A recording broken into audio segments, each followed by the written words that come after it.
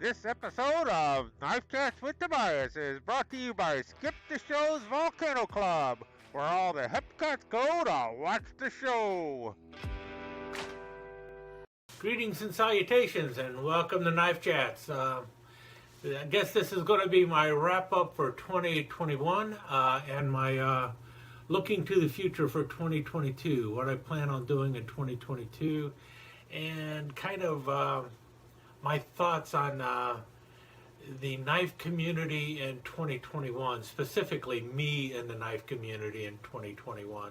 I think a lot of people did a stellar job in 2021. I think I could have done better. But before I begin on that, the hat. Why do I wear a backwards baseball cap? Well, no one asked, but I'm going to tell you anyway. Normally, I do not wear my baseball cap backwards. It's normally like this if I'm wearing a baseball cap at all.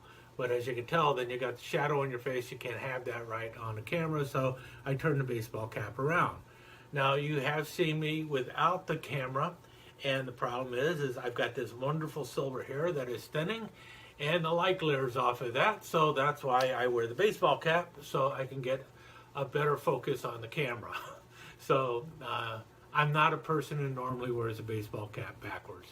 I do sometimes, but normally when I'm doing that, it's because it's not cloudy out and I need to see a little bit better.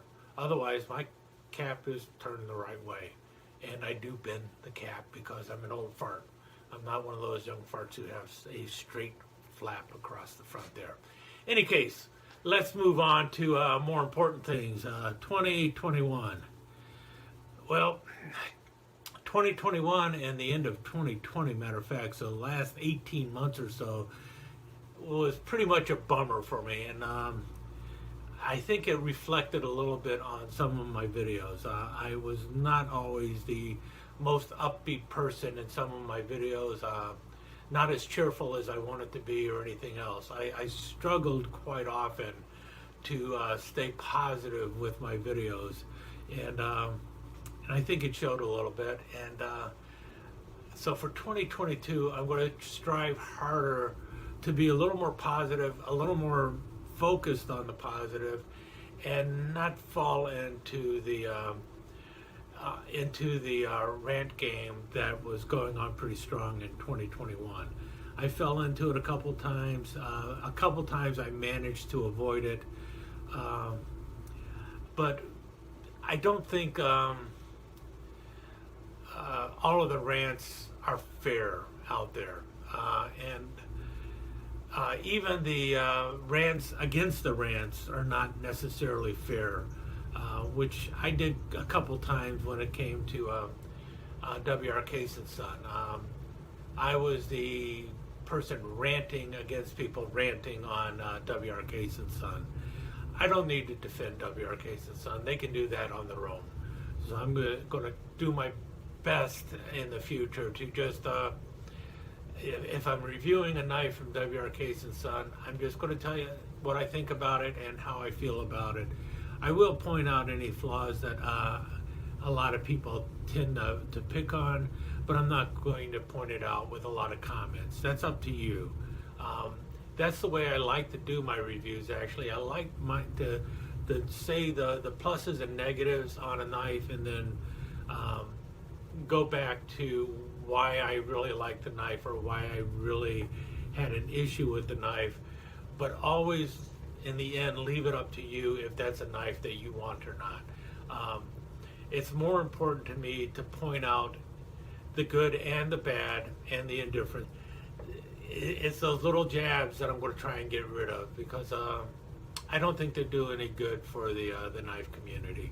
I'm just going to try and point out the pluses and negatives, and let you know what is important to me, because what's important to me may not be important to you when you're looking at a knife to collect. Things like blade centering are not as important to me on a traditional knife as they are on a modern folder. But it still needs to be pointed out for the people who feel that it is an extremely important thing. Same thing with other things. Some people aren't worried about a minor gap. Others are. And there's nothing wrong with that. I mean, it's your money, you're buying the knife, your opinion of that knife matters more to you than my opinion of that knife, or at least I hope it does, because, well, you're the one who's stuck with it. And so that's where I'm looking at going in 2022, just trying to be a little more level-headed when I'm doing a video. Will you still see a rant? Yeah, probably, but I'm going to try and have that rant a more measured rant than some of the rants I did last year. Let's see, what else? Another thing I want to do is I want to try and wrap up a lot of loose ends from 2021, and I want to try and get that done early on in the season here. One of the things that I have hinted about numerous times has to do with this knife here, which is a Klein tool electrician knife. I've got quite a bit of information on how to date Klein tool knives, and I've been meaning for the longest time to put that information into a video so that people would be able to get an idea what all those letters and everything on your Klein tool knives mean, so that you would have an idea of about when that knife was made. In some cases, you'll be able to know exactly what year the knife was made, and in other cases, it'll be a range of years that you'll be able to know that Klein tool knife was made. Now, Klein tool is not a big knife for a lot of collectors. I mean, they are not expensive knives or anything like that. But for folks who like electrician knives and basically used by lots of people, those folks do like Klein tools. The main reason I like them is because, well, I'm from Chicago, and Klein Tools is a company that was from Chicago as well. Still sort of from Chicago, even though now it's out somewhere in the western boondocks or something like that.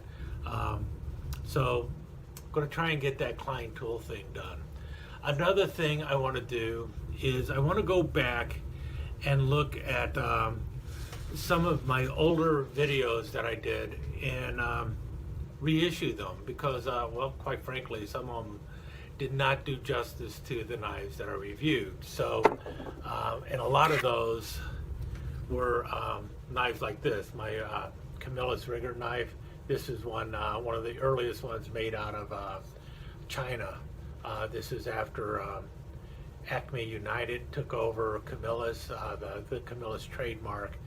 And I did a review of this, comparing it to the older Camillus Marlin spike knives, which wasn't a bad review, but I really did not go into enough detail on these knives. And that's the case with a lot of my early reviews. They just did not go into as much detail as I like to go into. And so I'll probably go back and do that.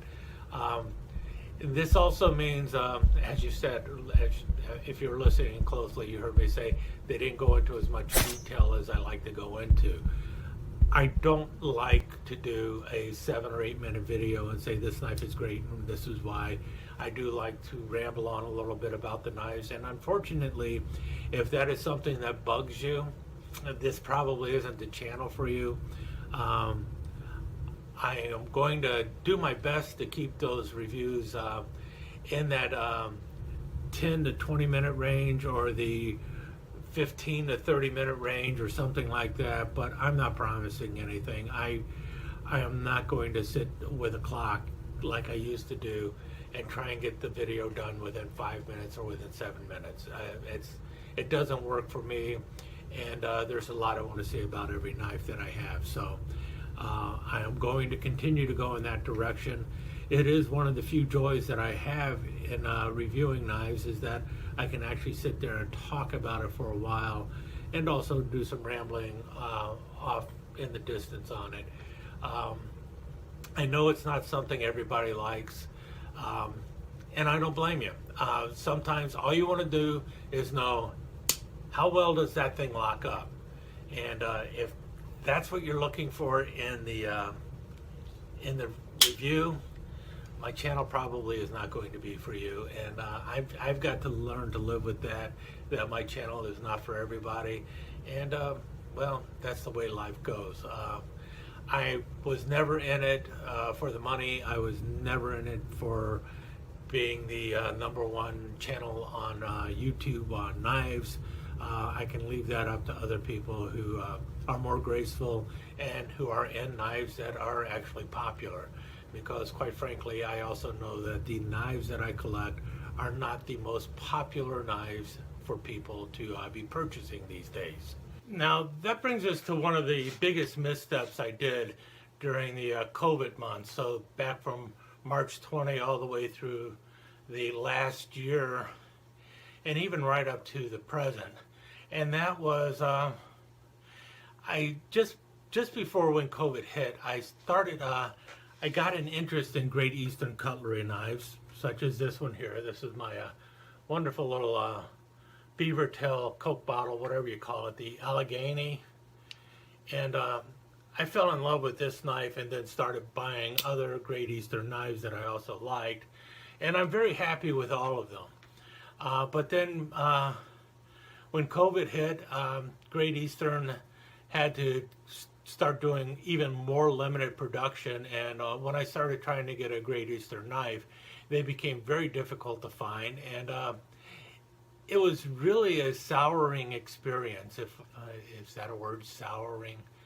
Really, it was very upsetting, though, that every time I would try and buy a Great Eastern cutlery from one of the vendors that I had been buying from before, by the time I would be there to try and buy it, it was sold out, or I would be in the raffle and they would never call me.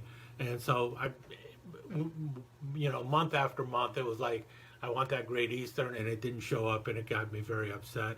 And I realized that I was chasing knives that were not knives that I used to even think about collecting. And I had to refocus a little bit, and it really did kind of upset me a little bit that I wasn't getting these knives. And it was like, but there are so many other knives out there that you actually like, and you could afford 2 or 3 of those for the price that you're paying for that Great Eastern that you're chasing, that is made in such a limited number. And really, when you first started this channel, you were looking at the historical significance of knives, and now you're chasing something that is just going to be a collector's item that is sitting on a shelf. Is that really what you want to do? And I started realizing that, yeah, I was chasing the wrong knives. There's absolutely nothing wrong with Great Eastern knives. There are people out there who love collecting them, have wonderful collections of them, and when I see them, I truly admire all of the knives they have. One such person is Pete, Jersey Knife Guy. He has a stellar collection of Great Eastern knives. He also has a wonderful collection of Boker Soligen knives, but those are not the knives that I used to collect, and I don't know where I was going. I basically lost focus, and what was worse is when I could not get these anymore, I was getting upset about not getting a knife that a year and a half ago I did not even think about collecting, because these knives are not as historically important as, at least in my opinion, as that $4 Imperial knife that was made back in 1960 something. Because that Imperial knife from the 1960s, that is a knife that just about everyone could afford, everyone had, everyone used, and there was something to them. Those knives actually shaped the way people were using knives. The Great Eastern knives, they are an expensive copy of the knives that shaped the history of knives. So they're great knives, they're great for the collector, but they are not the knives that people used. They are the knives that people collected. And those were not the knives that I was originally collecting. So in 2022, what I kind of want to do is try and reset. We pause now for a brief word from our sponsor. Hi, all you knife chatters out there, is Skip the Show coming at you. And it's the middle of winter. And you know what that means. Seasonal affective disorder. You're all out there walking around like the Walking Dead, like zombies, because you just don't get enough daylight. I tell you what, I haven't seen daylight in like 23 years. I've been in the dark so long it's ridiculous. You don't see me with no seasonal affective disorders. You know why? Because I'm at the Volcano Club all the time. And that's where you need to be. So come on down, drop by the Volcano Club, and instead of being a zombie, have a free zombie of Knife Chats with Tobias. All you need to do is bring in your zombie knife. Yeah, I know you're saying you don't have a zombie knife. Yeah, you do. You can tell your friends you don't have any, but we all know secretly everybody's got one of them zombie knives. Some knife with skulls on it, or that bright, toxic green scale. So bring it on down, show it off at the Zombie Club, the Volcano Club that is, and get your free zombie drink from Knife Chats with Tobias. 1 drink per person per day for free. All you gotta do is drop by and show that zombie knife. 1 knife, 1 drink. 2 knives, 1 drink. Don't matter how many zombie knives you got. Only 1 drink per day for free. Compliments Knife Chats with Tobias. So drop on by, get rid of that sad, and join us here at the Volcano Club. Skip out. We now return to the show. So in 2022, what I kind of want to do is try and reset. That doesn't mean I'm going to not look at any high-end knives or anything. It also doesn't mean that all you're going to see on this channel are Rough Riders and stuff. I'll be talking about Rough Riders in just a minute. But what it does mean is I am going to go back to looking at the knives that were driving this channel to begin with. So you are going to see a little bit more about things like military pocket knives, like the milk knife, and talk a little bit more about things like that, because these knives have a place in history, how these knives came about and everything. And also the Swiss Army knives. I'm going to be revisiting Swiss Army knives a little bit more this year. Mark Kaufman is doing that right now, and he's doing a splendid job talking about various Swiss Army knives in his collection. I'll probably be doing that a little bit too. Try and take a different angle on that, and let you know, give you my perspective on different Swiss Army knives and what I think is the good and the bad of those. And the same thing with the various military pocket knives, and maybe even some of the military fixed blades. Now, might even look at a couple of the Boy Scout knives, but Hobie on YouTube is doing a great job with those already now too. So if I have something to add to what he has to say, then I will go ahead and do a video on that. Otherwise, I'll probably be focusing more on the various Cub Scout knives, because that's where, if you look at the channel in the past, you'll see that I talked a whole lot about Cub Scout knives and the way those knives evolved. But I also did stuff on fish knives, and I kind of lost focus on those. And one of the things that I failed to do for 2 or 3 years now is I've yet to talk about my fish cleavers. So I really got to go and do a review on the few fish cleavers I have out there. So I'm going to try and get that done. But one of the other things that I've meant to do on many occasions and never got around to doing is talking about bait knives, as in B-A-I-T knives. Everyone, if you go fishing, you're probably very familiar with them, because they're some of the least expensive knives out there, the bait knife. And They're just cheap throwaway knives that cost anywhere from $2 to $7, depending on how much money you want to spend on them. And it's, when it comes to a fixed blade knife, talk about something that anyone can afford and anyone should experience, a bait knife. And when it comes to like the bait knife, I kind of want to go through a little of the history behind it and explain how the bait knife evolved from something as simple as this, a simple steak knife, into something with a little fish cutter on the top. And notice, still just a simple, really a steak knife, but now it has a descaler up on top here into something a little more purpose made, with now a line cutter and such. And notice the little scabbard that is designed to be thrown into a tackle box, not worn. And then finally into things that were a little more expensive, such as the buck bait knife that I actually carry and use when I go fishing, with a much longer blade and stuff. So, there's a history behind how this knife came about, and no one really thinks to tell about it. How did the bait knife evolve, and where did it come from, and why did it happen?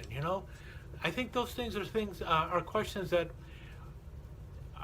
no one really thought to ask, but when you hear the question, you start thinking, hey, you know what? That's a good question. I never thought about that. And so that's really what I want to try and do in the future in 2022. Look at some of those questions that, if nothing else, they bother me so. They might not bother you, but it's like, how did that come about? And I want to try and answer that question. I did that a little while ago with the modern folder, how I think basically every modern folder out there is just an improvement on the Buck 110. Well, is this just an improvement on a steak knife? Maybe it is. I don't know. Okay, I had mentioned I would talk about Rough Rider in a little bit. I guess it's time to do that. The biggie is right here. Toothpicks. I will still be looking for toothpicks from Rough Rider, but anything else that has that on there, you know what that is, I probably won't even consider it. I am so fed up with the big R on Rough Rider knives. I'm just not going to bother looking beyond that big R on the knife. I could care less about it at that point. Yeah, I know it's very nitpicky, but I just don't like it, and I'm fed up with it. And basically, I think the only way the only way it's ever going to disappear is if people stop buying it. So, with the exception of large toothpicks, 5-inch toothpicks, any other knife that has a big R on it, I'm going to be passing on it. So, which is good, because I'm also looking to fill in some of my old collections that I don't have every knife in, so I'll be looking for those, and those might cost a little bit. This is one in the Brian Yellowhorse Arrowhead series. This is the Stockman, so I'm up one since I did that video. So now I think I've got 4 left to get. Yeah, I think I got 4 left to find. So I got the Stockman. Still got to get the Trapper and the double lockback. And a couple other ones. I think I can't remember the other 2, but I still got to get those. So that's where I'm going with Rough Rider, and they really need to do something to impress me for the Rough Rider Reserve lineup. So far, they just recently released 2 more, and I had no desire on either of those, especially the one that had the easy out cutout that was totally non-functional. Kind of ruined the whole lines of the knife, and for a non-functional easy out cutout. It's like, what were you thinking? Why did you do this? So that's where I'm at with the Rough Rider Reserve lineup. And I think they're at number 10 now, or 12, something like that. And so from what I understand, the first 16 were already in production. and then they're looking at a new setup after those 16. I hope it survives those 16 because, quite frankly, I'm not seeing much in this first 16 that I'm interested in. I know a lot of other people are crazy about them. Go out there, support them, buy them up so I don't have to buy them up, so that it will continue on, and maybe they will eventually get around to doing a Rough Rider Reserve lineup that I'm interested in. So far, it's just not there. But I'm definitely still going to go out and look for some of the older Rough Rider knives because, quite frankly, like many people have said, the quality in some of the older knives is much better than the newer knives. And I agree with them in many areas on that. Yeah, they don't have the swedges and they don't have the half stops, but they're a good, solid quality knife. Speaking of which, that is the other thing I'm looking at with my collection. As you know, I don't really collect a lot of modern folders. But I guess you'll have to indulge with me a little bit while I talk about Spyderco Dragonflies, because I will be talking a little bit more about those this coming year. And I'm even looking at picking up another Spyderco other than a Dragonfly, because I want to test it out and see how it is. But to be honest with you, beyond that, I have no real desire to pick up any other modern folders. A lot of people said that the Dragonfly or the Spydercos are the gateway knife to modern folders. I see it as the last gasp of the traditional knife, because of the way they were built and everything else. So, and why they were made the way they are. They are like not specifically the Spyderco, but the earlier Spydercos were really Sal Glesser's attempt to improve on the Buck 110 to make it in a one-hand opening knife that was legal to carry just about anywhere. So a non-switchblade one-hand opening knife. And so that's my thoughts on the Spyderco, and why I'm interested in it is that it is like the bridge knife to the modern folding world. And one thing that kind of interests me a little bit, but not enough for me to go out and buy a lot of them, are things like this Brother knife, which is a modern take on a slip joint knife, with the washers and everything else in there. And these are really nice knives. I have no complaints against it. This was a gift to me from Patty's Potato Peelers, and it's a wonderful knife, and I will be using it. But when it comes to collecting, it just doesn't feel like the kind of knife that I want to collect. It lacks the I don't know. Could you say it lacks the heart that I'm looking for? Because that's kind of what it is. It's like I think you could look at it as if it were music, I'm stuck in the world of classic rock and things like Dick Dale and his Dale tones, and the world has moved on beyond that into whatever they're listening to on the radio today, and that's not what I'm listening to.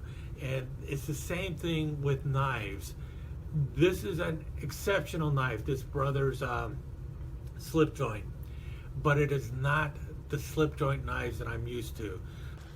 So my collecting is pretty much going to stay in the world of your classic traditional pattern knives. I'm not interested in the modern slip joints that are out there. That's one of the complaints I've had about the Rough Rider Reserve line, is the use of micarta everywhere. It's not like micarta is new or anything, and it was used on older knives, especially fixed blade knives. Randall knives have been using micarta on the handles since at least the Vietnam War. So micarta is nothing new on a traditional knife, but it just seems to fit more in the modern world these days. So I'm looking at the other natural materials. Even with my fixed blade knives, I much preferred a stacked leather handle or a or some kind of bone or wood handle over my Carta. Not that my Carta is bad. I like it on my Essies, but I don't want it on my on like my typical fixed blade hunting knife. Even some of the old plastics, I prefer that over my Carta, because that's what was there back in the 60s and such. So I'm kind of still stuck in that. As for knives that I'm looking to be probably collecting in the upcoming year, well, you guessed it, toothpicks and other powder horn patterns. I'm going to definitely still be looking for those. And not as crazy about looking for scout knives. I've got quite a few. It's going to have to be something really specific for me to consider grabbing a different scout knife. I will be looking at more bartender knives and also picnic knives. I'm going to be looking at those. And like I mentioned earlier, I'll be looking at more Victorinox Swiss Army knives. So I will be looking at picking up some more of those. But that's where I'm going to be looking at picking up. And also any kind of military knife and anything that is strange or weird. You may see more things like the gaff knife, you know, like everybody needs a big old hook on their knife, or maybe the monkey wrench knife. Can you imagine this was a promotional knife for a zoo? Ook, ook, ook. Yeah, but that's what it was. So, you know, you might see some of the monkey wrench knives or something like that. Maybe the fish priest or something, you know, if I can find anything else like this, yeah. Very possible you might see another fish priest, or who knows, maybe some more mushroom knives. All of these are odd knives that you just don't see too often. So might see some of those, or something else out there that's just weird and odd. Also, I still have not gotten around to giving justice to my 7-inch Jet Pilot knife by Camillus. So, I'm sorry, 6-inch blade Jet Pilot knife by Camillus. So, I really need to do a history on that this year. So, I got to get that done too. And other military knives that I have. So, all of that needs to be revisited and talked about. So, I'll be doing that coming up in 2022. And my goal is to try and stay as upbeat as possible on all this stuff, and not wander off into the negativity that was floating around a lot in 2021. I know a lot of that was brought on by just the whole COVID thing. A lot of people were upset and depressed and everything, and it hit us all kind of hard. But I think there's a light at the end of the tunnel, and hopefully it's not an incoming freight train. But in any case, my goal is to be upbeat and positive next year. I'm going to lean on two of my helpers here, plus Kitty, to bring you the best I can in upbeat quality knife videos. When it comes to the modern folders, if you see a modern folder on this channel other than the Spydercos, chances are that video is going to come from my good pal Skip the Show from the Volcano Club. He's really into those modern folders now. He's also into these weird novelty knives. So you might hear from him when it comes to like novelty knives or modern folders. He likes those a lot more than I do. But if I come across any survival knives, I might just I have a resident expert on hand. The guy from the Don't Get Eaten by a Bear Foundation. He knows a lot about survival, so I'll just leave the survival knives up to him, unless it's a military survival knife, in which case I'll talk about it, because I think I know a little bit more about those than he does. But you know, the ones that screw apart, I'll leave those to good old Yakima Bob. He knows a lot about those kind of survival knives, so I'll leave those up to him, and he can talk to you about those. But as for your classic, traditional pocket knives, I'm going to be your man. I'm going to be there for you, and I'm going to do my best to give you the best information I can on those. And I am also going to do my best to direct you to other channels that are really pushing out information on traditional pattern knives and also Swiss Army knives. So hope to see you in 2022. I know this is a long ramble. I hope you enjoyed it. There is no slideshow with this one. It's just me talking to you. So, and I know the last thing you needed to see is this ugly mug. I probably should have left a hat like this so you wouldn't have to look at it as much. Maybe this would have been a better picture to look at. In any case, I'll let you go now. Stay safe, stay happy, and enjoy 2022. I'm going to do my best to make it as fun as possible on my channel. I should say, like, Tobias out, but then I think Skip has that word trademark for him leaving, so I can't even give you a peace sign, otherwise Skip will sue me. Anyway, let you go. Talk to you again soon. This has been a Cat Production Team presentation in partnership with Skip the Show's Volcano Club. Let me take just a second to thank you once again for dropping by and spending a few minutes here at Knife Chats with Tobias. I really do appreciate it, and I do appreciate any comments that you leave. So please remember to give me that thumbs up, and also don't forget to subscribe and ring that notification bell so you'll know when the next episode is up and running. Thanks again for dropping by. Really do appreciate your time here.